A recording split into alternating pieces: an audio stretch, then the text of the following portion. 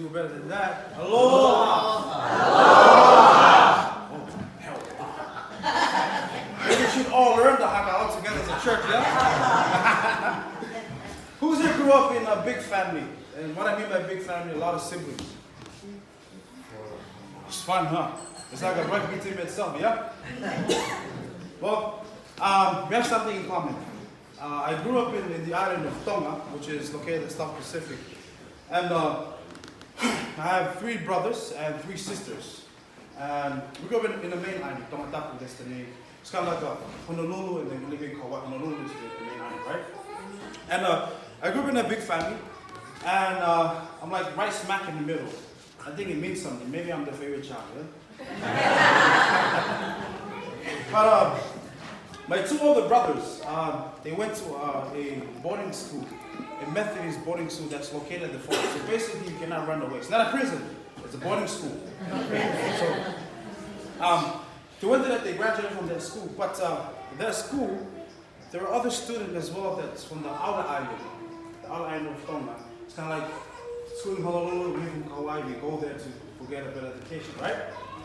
And a lot of those students, they did not have relatives in the main island. They didn't have any family there.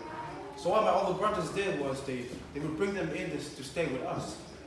And they bring out another 6 people, another 6. So basically adding to our 6, making 12 siblings. But our house was full. And we having that much people in the house, we were like brothers and sisters. And we had a full house every day, you know. For us boys especially, we were like a rugby team. We fight, you know, we argue, I mean, just like any other brothers, right? And but we were still family, and there was nothing that can tear us apart. We had each other's back no matter what. And today's sermons and the story that we're going to be learning from today we see another family full of brothers, 12 to be exact. And we see them at a time where they had a great falling out. In the beginning of today's stories, we are told that Israel, aka Jacob, loved Joseph more than any of his other sons, because he had been born to him in his old age. And for that reason, Jacob made Joseph a robe. The Hebrew word to describe this robe is somewhat unclear, but robe in English may simply mean a tunic with a long sleeve, kind of like a bathrobe, right? There's a long one that goes from here all the way down. But in most translations of the Bible, it says it's given a coat of, like a robe of many colors. The length and the colors of the robe are not what's important about it. It's the quality and the distinctiveness of this gift, or of this robe that was given to Joseph by his father. In that time, a robe like that means only one thing. It only meant for someone that was favored by his father.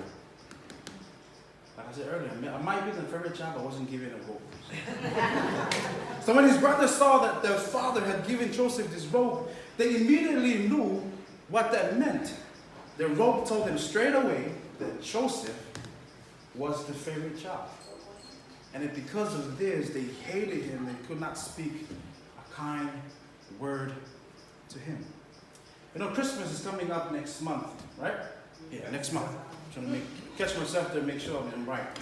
Next month. So imagine waking up in Christmas and you're running down to the Christmas tree to open the box to look at the Christmas gift that mom and dad bought for you. And you see one of your siblings with an iPad, and it'll be yours. And open your box, it's slippers from the ABC store in town. I mean, would you feel some type of way like, hey, not fair, right? Mom, why would you buy this guy, my brother here, an iPad, but bought me slippers? I already got slippers. It's Hawaii, so we need slippers. So.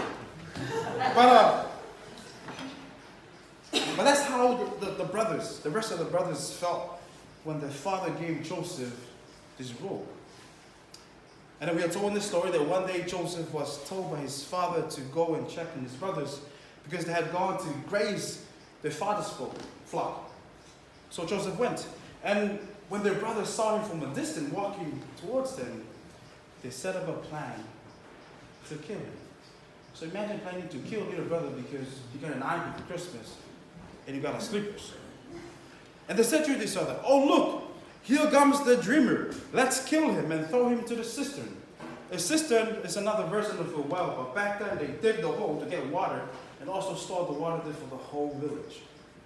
We can just say that a wild animal had eaten him, then we see what comes of his dreams. Reuben, the oldest of the brothers, had heard the plan and said, let's not kill him. We don't need to shed any blood.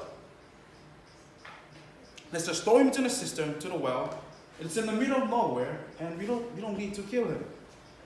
Reuben had said this so he could save his brother and take him back to his father.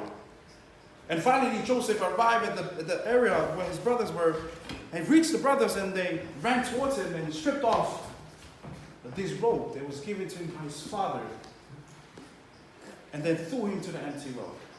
And again, imagine throwing a little brother in a well because he got an iPad for Christmas, or he got a slipper from the ABC store. Right after they had done that, they sat down to eat their lunch, and while they were eating their lunch, a caravan of Ishmaelites rode past them. Ishmaelites. Ishmael, remember Ishmael? Sunday school? That's the tribes. The camels were loaded with all these nice goods, and they were on their way to take the goods to Egypt. So Judah, one of the brothers, suggested that they would sell Joseph to these people. Again, remember selling your little brother because you got an iPad and you got a slippers. And he said this, what we will gain if we kill our brother and cover his blood? Let's sell him instead. That way we don't have any blood in our hands. After all, he's still our biological brother. So when these merchants came, they pulled the little brother out of the well and sold him for 20 shekels of silver.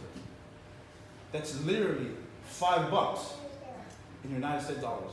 Again, selling the little brother for $5 because he got an iPad for Christmas. And then the Ishmaelites took Joseph with them to Egypt. Most of us know how this story ends. Joseph ends up going to Egypt, become the second most powerful man in Egypt, second only to Pharaoh. But what I want to draw attention to today, church, is that Joseph was always meant to be the leader that he eventually became. He had already dreamt that one day his brothers would bow down to him. God had already given him the vision of what his anointing was, of who he had called to be. I can only imagine what went through the brothers' mind when they threw him in there, right?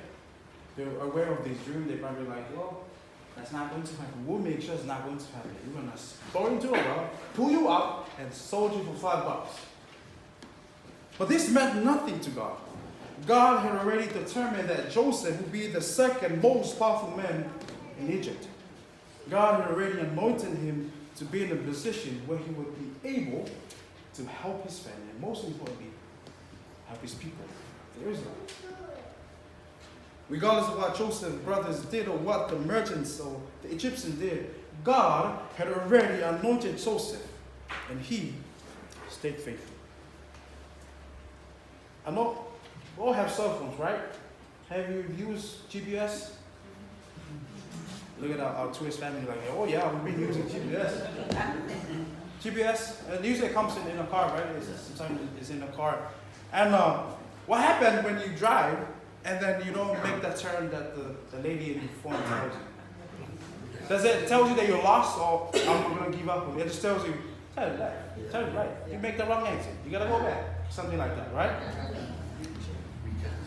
If you use GPS and you miss the turn that tells you to take, we'll find you a new way to take, right?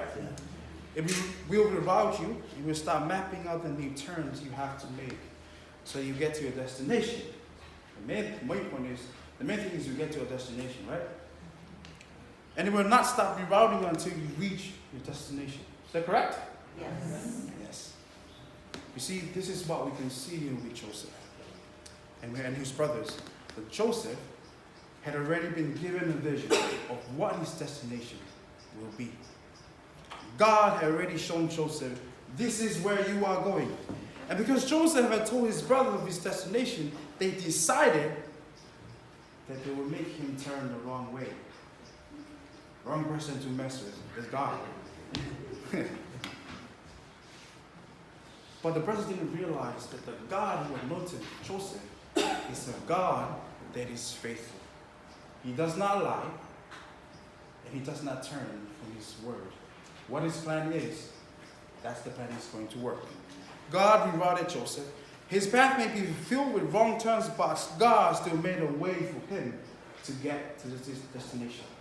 Kind of the GPS, right? In all, church, the message that God is teaching us today, that God is anointing every single one of you to fulfill a specific calling that he has in your life. And sometimes we experience the roadblocks and obstacles, maybe wrong turns. They make it seem like that we're never going to reach we've become the person that God wanted us to be, to reach the destination that we're heading. And sometimes it feels like we're being thrown into a well, right? Waiting for someone to pull us out of there. Sometimes it feels like we're being sold for $5, right? But remember, the God that we serve is a God that's faithful. Sometimes, like Joseph, it is the people closest to us that cause these wrong turns. But take heart, church. God is teaching us today. He is ever faithful. He's ever faithful to us. And he does not turn in his word. It does not matter how many obstacles or wrong turns that you may face, how many people that try to stop you from reaching your destination that God has for you. Take faith. God will make a way for you. Paul simply put in one of his epistles, he said, in all things, God works for the good of those who love him. Church, God calls you and he will make a way. You're anointed. He already called you. Don't worry about it. Don't worry about anything that comes in the way.